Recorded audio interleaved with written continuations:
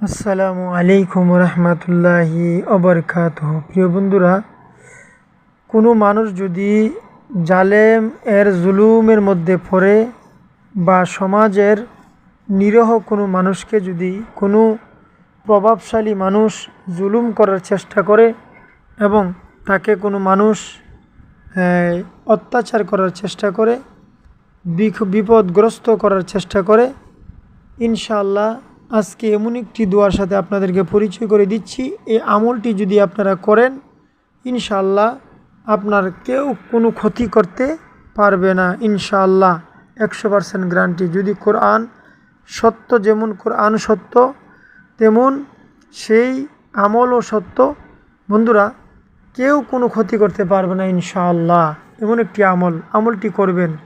যাই হোক বন্ধুরা, এর আগে আমি বলতে চাই, আমার চ্যানেল সাইফুল দোয়া মিডিয়া এই পর্যন্ত যারা সাবস্ক্রাইব করেছেন সকলকে অসংখ্য অসংখ্য ধন্যবাদ জানাই। বন্ধুরা, এমন একটি আমল, যে আমলটি করলে কোনো আল্লাহ পাকের কোনো বান্দা, আসমানের নিচে জমিনের উপরে কোনো মানুষ এবং দেও দানব জিন পরি কেউ আপনার কোনো ক্ষতি করতে পারবে না।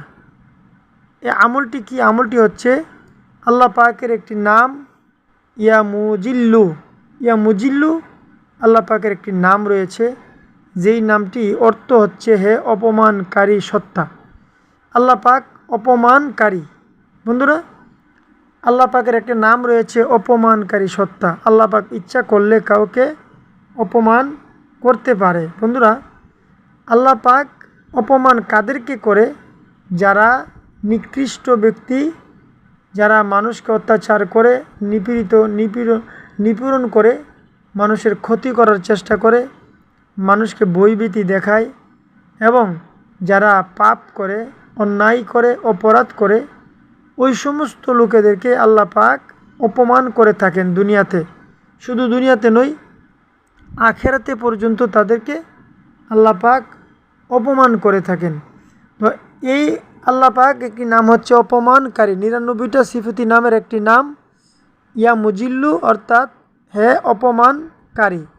বন্ধুরা, জানেন আপনারা অবশ্যই শরহে আসমাউল হুসনা একটি কিতাব আছে, খুব বিখ্যাত, বিশ্ববিখ্যাত কিতাব, প্রসিদ্ধ কিতাব।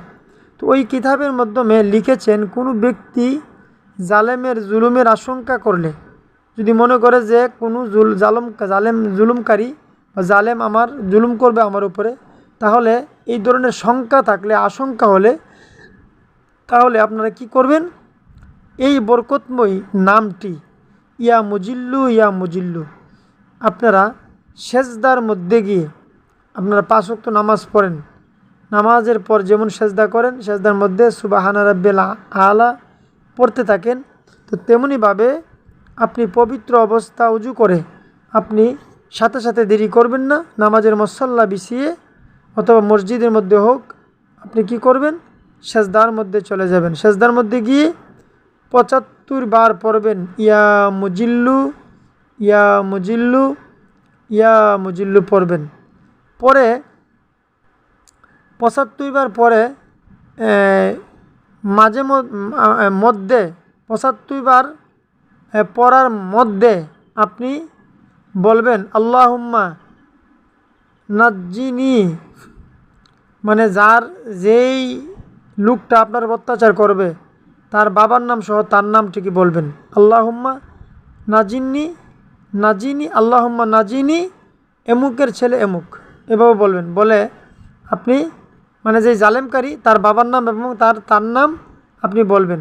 বলে আপনি এই 75 বার পরে ইয়া মুজিল্লু পরে সেজদার থেকে মাথা উঠাবেন। ইনশাআল্লাহ দেখবেন পরের দিন থেকে আপনাকে আর কেউ ভয়ভীতি দেখাবে না, কেউ আপনার কোনো ক্ষতি করতে পারবে না।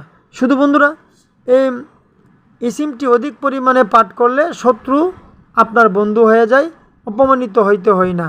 শাসকদের দুঃখ কষ্ট, শাসকগণের দুঃখ কষ্ট নিরাপদে থাকে এবং জালেমের জুলুম হইতে আল্লাহ রাব্বুল আলামিন রক্ষা করে। বন্ধুরা, এই আমলটি করবেন, ইনশাআল্লাহ আপনিও একদিন মুক্তি পাবেন। সুবহানাল্লাহ।